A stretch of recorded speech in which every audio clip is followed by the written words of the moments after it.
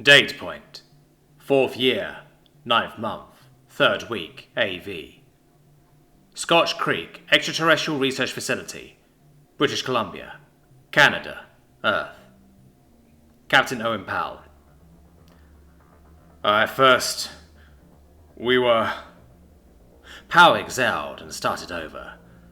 We spent a month on Simbreen getting set up, just me and the lads, getting things ready for the civilian colonists. The day they arrived, I remember the girl fucking rampaged down the ramp the second it was down. She was racing her brother to be the first civilian colonist to set foot in a new world. She won. Right proud of it too. You have a soft spot for children, don't you? Ford asked. Never met a soldier who doesn't, Powell retorted. Piggy seemed to have fallen asleep on his lap. You're at Camp Bastion, right? That's right. Well, you've got to remember the kids around the camp, right? The locals? They became mascots, don't they? I always remember how jaded some of them were, though. They got it, aye? It? Powell grimaced and scratched the back of his head. This is going to be a bit hard to explain. Don't worry about explaining it to me. I think I know what you mean, but for your own sake, just think out loud. I think the other two teenagers around Fort forget it as well. Adam and Ava. The girl, her friends. They come from San Diego. They were out of town when the bomb went off, lost fucking everything. Their homes, friends, schools, family, and they got it. They understood what she didn't. Which is? Powell exhaled. Okay, right. So, he thought for a second. People say life is unfair, right?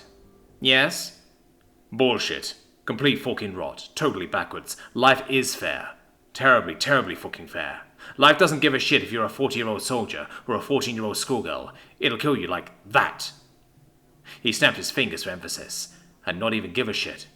The stars keep burning, the worlds keep turning, but that's it. That was your fucking lot. It's fair because it treats everybody exactly the same that way. Ford remained silent and kept eye contact, letting him say more. I get that, Powell continued. Adam and Ava get that. The kids in Afghanistan and Iraq got that. He paused, then frowned at himself and gathered the strength to say her name. Sarah didn't. And you're angry at her for that? No, not... Peggy made a protesting sound as Powell set her aside and stood up to pace the room, hunting for the right way to start a sentence. She was, you'd... Describe her. That stopped him. What?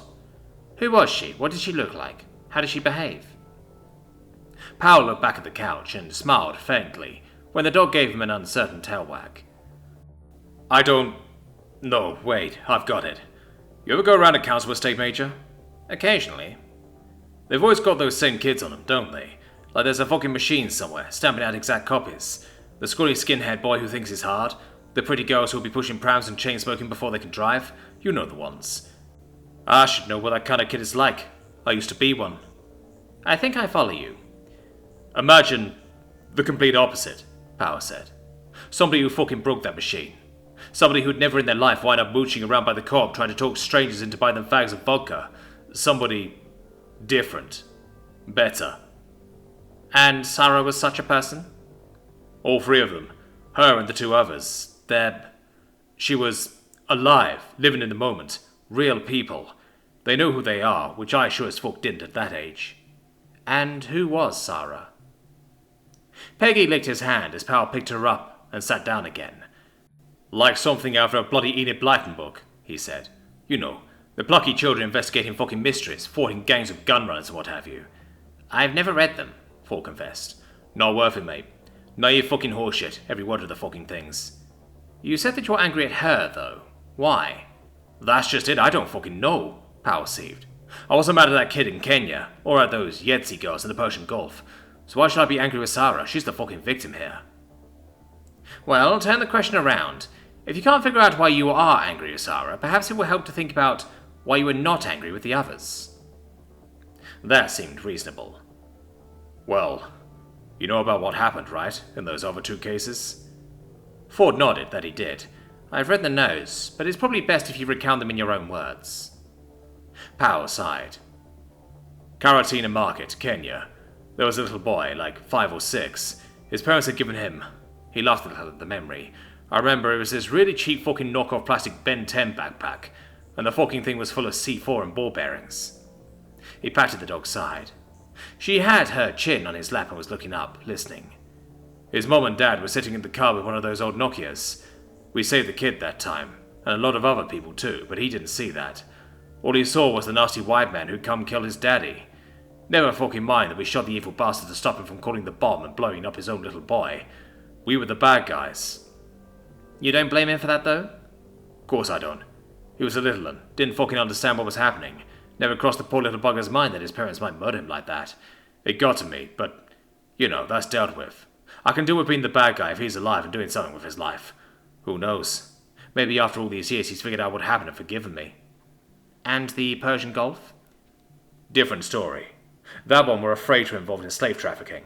They got a handful of Yazidi girls in a shipping container, going to some bar in Thailand. There was a cock-up at the tie end, the buyer spooked, and the freighter shot the container overboard. Worthless cargo, now. All the drone operator could do was fucking watch. You were angry then? Ford asked. Fucking raging. Powell nodded. His expression darkened. We boarded the ship, had all these bastards sat in a circle, and they were joking and joking and asking for cigarettes. They thought we were Americans, and all acting like they didn't know what had been in that container. Like they hadn't heard the banging and screaming from inside. Like they weren't slave-trading fucking scum who just murdered 5 little girls. I wanted to bundle every man of them into a crate and tip him over the side myself, but that wasn't the hard part. He paused. No, the hard part was that the container burst. Pressure difference, right? So all the bodies came back up. We had to fish them out, these skinny little blue-eyed girls, and there were tiger sharks following the ship. They eat whatever falls overboard. His fists clenched. I was angry there, but at the right people, Only reason we didn't shoot those cunts in the kneecaps and throw them to the sharks was pure bloody professionalism, and I still think it'd have been no less than they fucking deserved. What do you think the difference is between those cases and this one? Powell thought about it for some time, petting Peggy as he did so. I think I'm angry at her because she got herself into it, he said at last. Like, this brave, beautiful, stupid fucking girl had to go in and help when the cavalry was already on the way. Like, if she'd just been smart about it, He swallowed, then started to shake. I never looked in the child's eyes while she was dying before, he croaked. She said her last word to me. She was scared. When I closed her eyes, she'd been crying. She was so afraid, and the tears made my glove wet.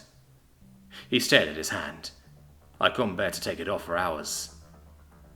He sat, staring at his fingers for a few moments until the dog, very gently, inserted her nose under his palm and hauled herself into his lap, wagging sympathetically. He laughed a little, grabbed her and hugged, sobbing into the fur. Ford let him get it out of his system. Finally, the captain made a weak woo-ah noise and sat up, wiping his face dry. Fucking, I never cry, he said. You needed to, Ford observed. I think you're right, Power agreed. I've just not done that since I was a kid. Sorry. He wiped his face again. Don't be. In fact, I'd have been worried if you hadn't, Ford reassured him. Are you really angry at her, do you think? Now that you've had time to think out loud? No, I don't think so, not really. Not anymore. She's like that poor boy in Kenya, isn't she? She didn't know any better. It never crossed her mind that maybe her parents had led her wrong. Her parents? Aye. These dippy-hippie, tree-hugging, free-love pagan parents of hers. Her dad's got these tattoos. Any harm none, do as thou wilt. He gestured along his forearm to show where the two halves of the phrase were inked into marked textile skin. Sexually open, no boundaries, no rules, no fucking sense of consequence. I'll just bet you they never once told her that no, there's things that you can't do, Like, they'll have told her you can do anything, trying to empower her in that, and they got her killed. How do you feel towards them then? Ford inquired. You compared Sarah to the child in Kenya, but what about the parents? It's not the same, Powell mused. The bastards in Kenya, they had their phone in their hand. May as well have dug the little guy a trench and put a gun to the back of his head. They were going to murder him just as dead either way. But the Tisdales loved their daughter so fucking much. They'd have never deliberately hurt her, but they coddled her so much that she never learned one of the most useful survival skills in the world. Which is? Knowing when it's time to stop fucking playing. He sighed. What's saving them is that they didn't know they were doing it. They're as fucking ignorant as their daughter was. Do you think you can forgive them for that? Powell inhaled and exhaled deeply through his nose, but didn't answer. Beyond shaking his head, and stroking the dog. Ford nodded. Why not? I can forgive a child for not knowing how the world works, Powell replied after a moment's thought. It's bloody cruel, but there it is. She didn't have time, and the first chance she got to learn, it killed her. She could have been smarter, should have been, but, she was just 14, a girl. Part of the cruelty of it is that we want them to be innocent at that age, don't we? We don't want to spoil their fun. But adults should know better. Ford finished the thought for him. Forking right. Powell sniffed and shook his head. I'm not sadistic. We're not going to rake them over the coals for it. They're suffering enough, but... He shook his head again, breathing out. But I don't think I'll ever be able to look at either of them without thinking, you're the reason I had to watch your daughter die. What are you going to do? Powell finally made eye contact, and there was a hardness in his gaze now that had been absent throughout the interview, one that looked quite natural and comfortable there. I'm going to find something important of the hierarchies, and when we're done with it, I'll use the largest piece that's still intact for a fucking paperweight. Major Ford smiled appreciatively. I think this session has been good for you, he opined. Powell nodded. I think it has, he agreed. I feel sharp again, more myself. I would still suggest you come back for at least a couple more sessions, Ford added. After that, it's up to you. But at least 2 more seems prudent.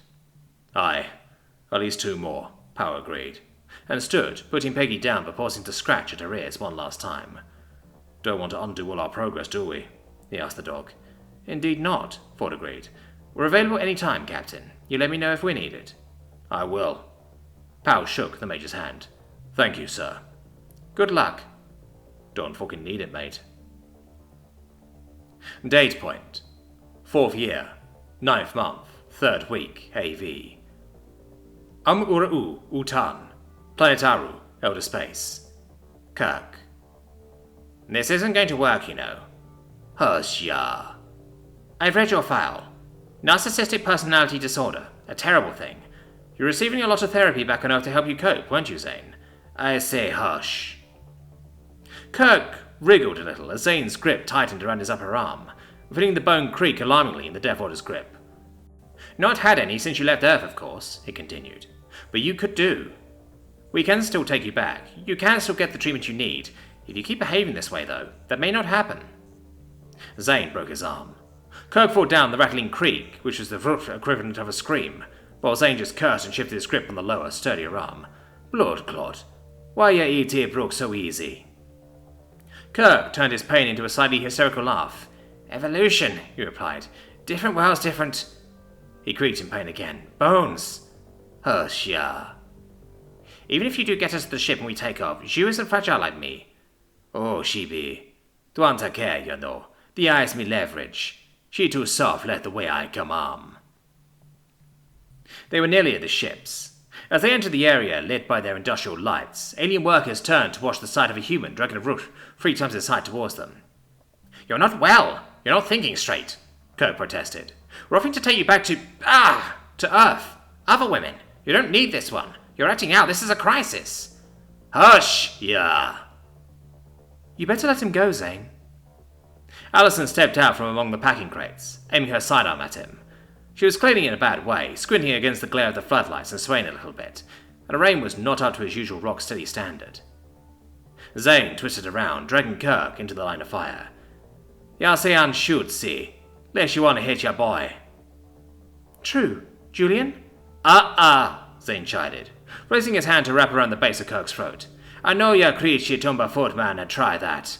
I make a move, and we break your boy here, sight? And then what? Kirk rasped around his hand. As Junior stepped into Zane's sideline and hefted his hatchet warily. You kill me and you lose your advantage. You're planning something to be desired, Zane.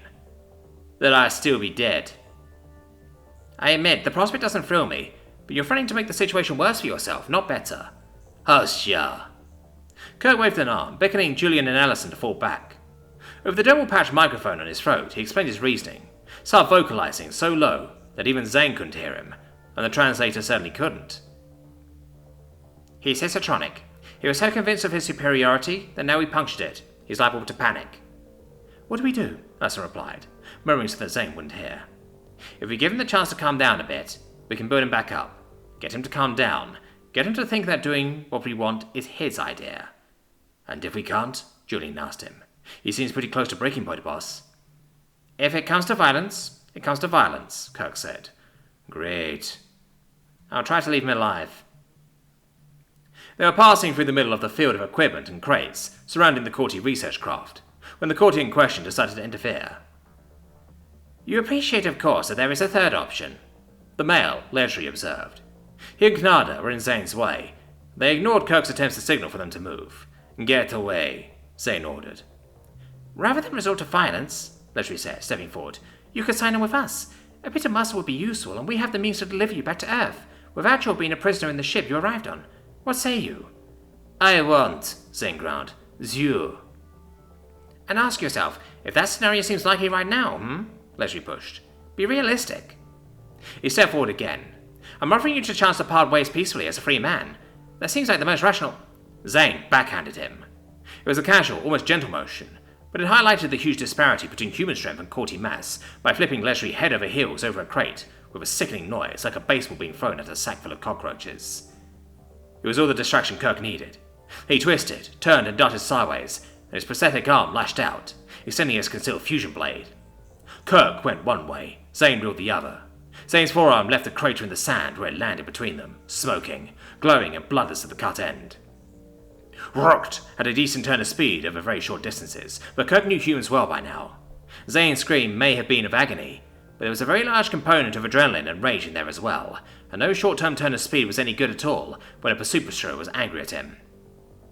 The only recourse open to him was to turn at bay and get ready with his sword, prepared to strike a lethal blow if he could, but that much mass travelling that fast would quite probably end very badly for him, even if it did. Facing the hunters had been bad enough. Facing the murderous fury in Zane's eyes was worse. Julian and Allison had retreated on his orders and were now sprinting to catch up, but they were too far away, on the back foot. Zane was going to beat them. Zhu got him first. If Zane's casual backhand had hinted at the disparity between Deathworld muscles and courtier bones, then what Zhu unleashed on the enraged Jamaican was an object lesson in just how physically far ahead of the rest of the galaxy humans truly were.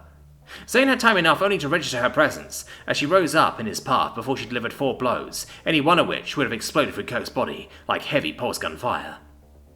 The first exploited his missing arm, driving into his chest, knocking off of balance, and driving the wind out of him. The second was laser targeted on his jaw, stunning him. As he staggered, the third blow was delivered to his left eye, and the fourth to his right. Her precision flurry of violence took less than a second. Zane's headlock berserk charge turned into him staggering, dropping to his knees in the sand, wheezing, and falling over when he tried to support himself on a hand that was lying several meters away. He wasn't out, though. Running on adrenaline and anger, he still tried to haul himself to his feet, swinging wildly with his remaining arm, even as his eyes swelled up and blinded him. Zhu just stepped and flowed, and wherever the flaming limb went, there she wasn't. She was angry too, Kirk decided, furious, but it was a different kind of fury. Zane in a rage was a bellowing beast, roaring and thrashing around like a wounded Volza. Zhu, on the other hand, became a machine. Her face locked down, her eyes locked on. Everything about her unified into a cold and methodical instrument of violence that simply took the most efficient path to avoid harm, and then, when the opportunity presented itself, she stepped forward and delivered a straight punch to Zane's skull, just behind the ear. The delicately balanced tug-of-war that kept bipedal humans upright and moving ceased instantly, and Zane crashed into the dirt, unmoving. In the stunned moment of stillness that followed, Zhu made hardly any noise, simply allowing her breath to hiss out from between her teeth. And then she straightened, inhaled through her nose as she touched her fist to her palm in a Bao Quan, and exhaled as she let her entire body relax. Only the hardness in her eyes remained, though even that thawed a little when she glanced at Kirk. "Are you okay?" she asked. "He broke my arm, but I am alive thanks to you," Kirk said, and meant it. "I am impressed." "Understatement central there, boss," Allison chimed in. "Holy shit, girl." "You cut his arm off," Zhu observed. She didn't sound happy about it. "Necessary, I'm afraid," Kirk replied. "Yeah, but... oh, God." A distinct green colour rose in Zhu's face, and she turned away, breathing heavily. Allison rubbed her back, making soothing noises. "Allison, can you tend to his injury?" Allison looked up at him, then reluctantly nodded. "Sure. Julian?" The pair of them hoisted the unconscious Zane onto their shoulder and dragged him, and Allison herself, Kirk suspected, in the direction of Sanctuary and her medbay. That left Kirk and Zhu alone. The courtier team were tending to their wounded shipmaster, who seemed to be alive, thankfully. "Are you alright?" he asked. "Just..." Zhu slowed her breathing. "I'm okay. Oh God, they left his arm. She turned away again and bent over, trying not to vomit. Are you sure? Kirk asked her, as soon as she seemed to have recovered a little. She laughed a little. I never thought it'd be like this, she complained. I wiped off some tears that were threatening to form. Monsters and fighting and cutting people's arms off. She sniffed, then after a few more cleansing breaths she stood up and raised her head, staring at a night sky and stars that only 6 specimens of the entire human race had ever laid eyes on. I want to go home. And what do we do with Zane?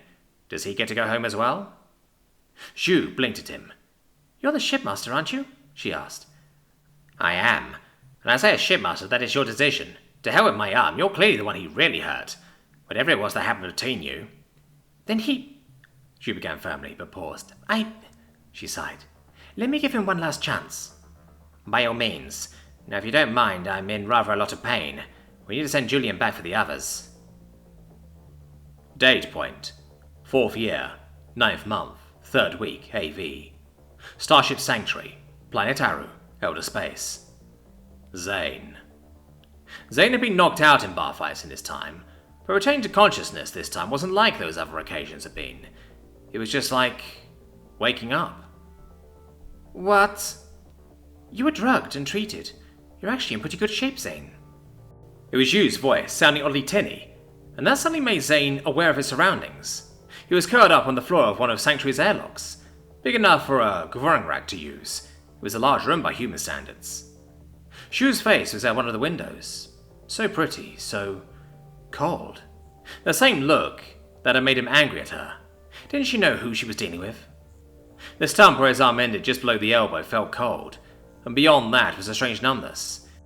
That should have bothered him more, but his ego ratcheted into gear, redirecting all the grief and insecurity that somebody without his personality disorder would have felt into pure grim anger. There would be a reckoning. You gonna let me out? He asked. One way or the other, she replied, speaking through a microphone. Look behind you. Zane blinked, and did so. There were stars beyond the opposite window. It took him a second or two to make the connection between that fact, his being in an airlock, and what she had said. Please, who did she think she was bluffing? Ya wouldn't, he declared. Me no eyes you. You don't do that kind of badness. To be rid of you? She declared. What happens when we get back to Earth, huh? You come after me again? You hurt more people? You hurt me again? He laughed. Go on, then. Bluff cooled. He congratulated himself. There'd be a showdown with Kirk. He'd have vengeance for his arm, and the others would fall in line. They'd see what kind of a man he was. The howl of the alarm and the sound of the doors running into gear when Zhu pressed the button drove all of his confidence out of him in a rush of cold air threatening to escape. Zhu, no, you can't do this. He rushed the door she was behind, knocking and shouting. Zhu, no, I'm sorry. I hurt you. That was wrong of me. Me leave you alone. Just let me go back to Earth. The alarms didn't stop, and her hand on the release didn't fidget. You want to go home too, huh? She asked. Those eyes were so cold. He'd hurt her. He'd hurt her, and now she was going to murder him. He couldn't believe that she would. He couldn't believe that the others would let her. Were there with the hungry stars waiting for him. Yes, he screamed. Please, you! I'm begging you, please! She paused. Her eye contact drifted away. Her hand moved away from the final release. She softened, and relief trembled down him. He meant every word. She'd be left alone if only she... Walk home, asshole! She hit the button. The overpressure in the lock flung him shrieking out of the ship, and into the river Ukton, a mere 4 meters below. Date point. 4th year, 9th month, 3rd week, AV. Fall for colony, Simbreen, the Far Reaches. Legsy Jones. Alright. Legsy Jones took a minute or so to check he was in absolutely pristine military trim before knocking. He knew the captain had actually gone to councelling, but after the last meeting with Powell, he was down he was going to be on anything but his most perfect behaviour. Call me in. Moment of truth. He poked his head into the captain's office. Powell looked rested. The darkness around his eyes was gone. He tidied up the drifts of paperwork into a more organised system, and his camp bed was made. The captain himself was standing at the wash basin, rinsing shaving foam off his face. Latest from intelligence, sir, Legsy said. Cheers. On the desk, please. So far so good, but he wasn't about to relax just yet. The dossier joined some of his fellows on Powell's desk. Do you need anything, sir? No thanks, I'm good. Carry on. Sir. He was halfway through turning and leaving when Powell suddenly threw his towel onto the bed. Sergeant. Sir. Lexi turned around. The captain blinked at him, expression unreadable, then crossed the room and stood in front of him. He wasn't a large man, Lexi realized. He just seemed that way. Powell began, then fell silent. His clock ticked out 6 seconds before he shook his head. Never fucking mind, Lex. Keep up the good work, mate. Yes, sir. Inside his head, Lexi wanted to punch the air and grin. Powell snorted. Well, go on, carry on then, he said. Instead, Lexi grabbed him in a bear hug. Yeah, what are you fucking... Let go, Powell protested, and Lexi did so. Powell straightened his jumper and frowned at him. The fuck was that about? He demanded. Sorry, sir. Lexi straightened to attention. It's just good to have you back. Powell hung his head and shook it, smiling. Get out, you big fucking softy, he ordered, kindly. Yes, sir. Once Lexi had gone, Powell retrieved the towel and hung it neatly to dry, checked the room for any other signs of things out of place, and allowed himself a satisfied nod. It's good to be back, he agreed. Date point. 4th year, 9th month, 3rd week, AV. Utan, Planet Yrrol, Elder Space. Knadna. Knadna squinted at the figure staggering towards them out of the dark. It had been only a few minutes since the sanctuary had taken off, vanishing over the horizon with all the power that its gargantuan power core could produce, and she had watched the eviscerated psychotic Deathworlder struggle ashore with some interest, not to mention satisfaction. You have to admit, they are extremely tough, she observed. An amputation, a concussion, and a 4-meter fall into the water really seemed to have annoyed the dark-skinned human, really. He was, if anything, probably as dangerous now as he had been a few hours ago. More so, possibly. Are we taking him with us, ma'am? I think not, Knadna replied, not even bothering to show her contempt for the moronic inquiry. Get the last of the equipment stowed. I want the ship locked up and ready before that human gets here. The koollman rushed to obey. Knadna herself enjoyed the leisurely stroll back to the ship, arriving just in time to turn in the airlock, check everybody and everything was on board, and then activate the ship's primary shields right in the approaching Deathworlder's face. This move did not seem to please Zane, who sprinted the remaining distance in an eye blink, and Knadna had to clamp down hard on an instinctive reflex to flinch, cower, or run. Let me in, he demanded, his tone of voice promising all of the impressive capacity for violence that his species was capable of unleashing, should she fail to comply. Now, why would I do that? Knadna asked him. You rather badly injured somebody I quite like. You seem to have an alarming inclination to use violence. Zane interrupted her, and proved her point by slapping the force field, which rang and flashed alarmingly, but Knadna kept calm. Not even a human can punch through starship-grade weapon shielding, you barbarian idiot, she told him, keeping a tired inflection in her tone. Let me in, he roared.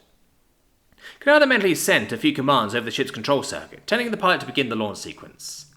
Frankly, the only thing stopping me from using one of this ship's plasma guns to vaporize you where you stand is because I think leaving you all alone here with a dying species seems more poetic, she said. I can be useful, he said, changing tack. You want a nice strong human on your ship, I can do the heavy lifting, fight off pirates. You already rejected that offer, Knadna pointed out, but she made a show of mulling the suggestion over. Besides, you'd be a lot more useful if you still had both arms.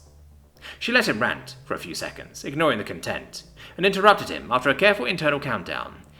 I tell you what, she offered. You can come aboard if you help me expand the limits of courty scientific knowledge. What?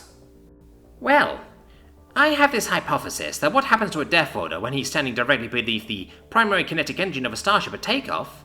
She made a meaningful upwards glance. The engine in question was beginning to whine, barely audible to courty hearing, but presumably quite clear to a human's more acute senses. It's much the same thing as what happens to everything else in the galaxy. Zane stared upwards, swallowing and breathing heavily. There was a alarming blue glow beginning to manifest somewhere inside the device. If you're not willing to test my idea, Knadna told him, then you can always run away. You have, 8 seconds? He looked back down at her, plainly afraid now. I start running, she said sweetly. Once they were airborne, she dusted off her hands, shrugged out of and hung up her sand robes, and visited the ship's medical bay. Ledry was sitting up, expression taut, as he endured the procedure of having regenerative medicines injected directly into the extensive damage to his shoulder by the surgical robot. I saw how you got rid of him, he said, waving his undamaged hand at a floating projected monitor. Nicely done. I took the liberty, she agreed. I assume you don't disapprove? Oh no, he said. If he was too ignorant to know that absolutely nothing happens to a being standing beneath a kinetic thruster when the ship takes off, then he would have been of no real use anyway. Besides, he added, grimacing as a fresh needle delivered a shot of cuirassier deep into his flesh, I believe your own words were something like, never underestimate a human? Absolutely never, she replied. Predictable though his attempt to take over the ship and chase after them would have been, it would also have been alarmingly plausible that he might succeed. Best to leave him behind, Leslie agreed. The surgical robot finished his work, leaving his arm bound up and immobilized, but the pain had clearly faded. You continue to impress me with your competence, Knarder, he said, easing himself down off the medical bed. I think we work well together, she replied, internally glowing at the compliment. I think we do, he agreed. Shall we continue our association? Make it more formal? Indeed, Leslie said. A DNA exchange, perhaps? I'm agreeable to that. They widened their pupils at each other, a rare, courtly expression of genuine warmth and affection, not dissimilar to a human shy smile. Knarder congratulated herself. Today had been a good day.